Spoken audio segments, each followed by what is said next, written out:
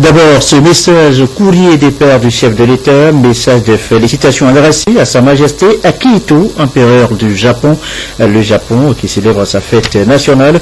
Je voudrais saisir cette heureuse occasion, écrit le président Faure Gnassingbé, pour saluer l'excellente qualité des relations d'amitié et de coopération qui existent fort heureusement entre le Japon et le Togo et souhaiter vivement qu'elles se renforcent davantage dans l'intérêt de nos deux peuples et de nos deux pays, en vous souhaitant de vœux ardents de santé, de bonheur pour vous-même et pour la famille impériale, ainsi que ceux de paix et de progrès sans cesse croissantes et pour le peuple japonais. Je vous prie d'agréer, Majesté, les assurances de ma très haute considération, écrit le président Faure Gnassingbé. Comment entrevoyez-vous l'agriculture togolaise à l'horizon 2030? Une projection est faite depuis ce matin à Lomé. Acteurs et techniciens se servent du document politique agricole à l'étude, une sorte de guide et de plan d'action. Quoi sigler? Antoinette Omaouvava. L'agriculture constitue au Togo la principale activité économique en milieu rural et occupe plus de 60% de la population active. Suite à la crise alimentaire mondiale de 2008, le gouvernement togolais a engagé des actions de relance des investissements pour redresser et redynamiser le secteur. C'est en ce sens que le ministère en charge de l'agriculture a élaboré une nouvelle politique agricole orientée vers l'accélération de la croissance, la compétitivité, la transformation, la modernisation et l'ouverture plus accrue vers les marchés. Aujourd'hui, la note de politique a été élaborée.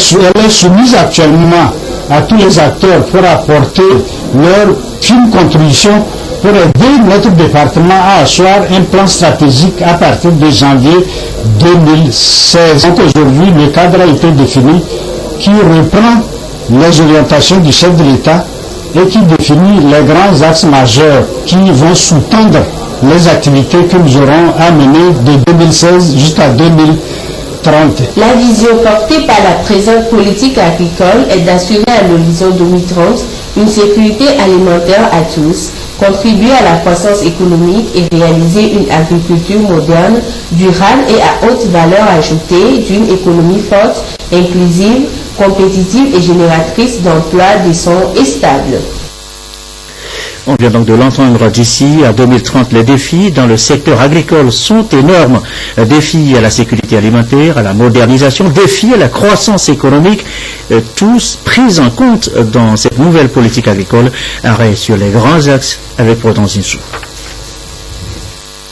Le secteur agricole au Togo, comme partout ailleurs, fait face à des défis de taille pour promouvoir une croissance économique et inclusive. Les effets des changements climatiques sapent aussi les différentes actions menées pour booster le secteur. À cela s'ajoutent les crises alimentaires et économiques. D'où une nouvelle vision, un nouveau plan de développement du secteur agricole au Togo. Toute l'économie mondiale se repose sur le secteur agricole. Si nous prenons le cas du Togo, nous savons que 60 à 70% de la population active se retrouve dans le secteur agricole. Ça c'est d'un. Et de deux, le secteur agricole contribue à hauteur de 40% dans la formation du PIB.